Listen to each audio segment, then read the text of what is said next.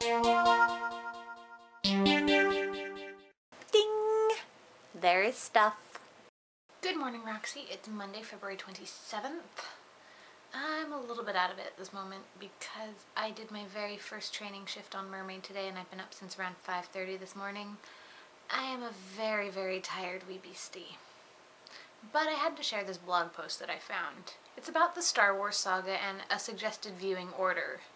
The beginning of the blog post starts out where it mentions the two main obvious options of watching Star Wars, which are release order, which is episodes 4 through 6 and then 1 through 3, or in chronological order, which is episodes 1 through 6. Now, I kind of don't like the chronological order because the fact that Vader is Luke's father totally loses its impact with that one. And then you see this this whiny little kid turned into Darth Vader.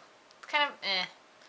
I'm not terribly big fan of watching the prequels anyway, but this blog post came up with a really interesting way of watching them that I'm desperately wanting to try. They suggest to go through the story like it's Luke's story, and then after Empire Strikes Back, to go back and watch the prequels as kind of an extended flashback, because Empire leaves you on this fantastic cliffhanger of Luke just discovered who his father is, hands encased in carbonite, we don't know what's gonna happen next.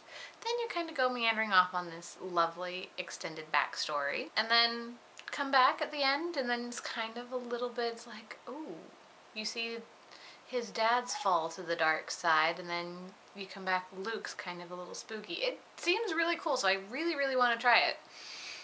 And then they also have the machete order on here, where you just totally cut out episode 1 because parts of episode 1 really are not relevant to the rest of the story. Actually, a lot of episode 1 just kind of is, it's almost its own story right there. Just none of it's really relevant. You can watch episode 2 and 3 without really missing anything. So, I'm wondering, do you still have my prequels? I may need to borrow them back. So, Rox, I am going to go crash now.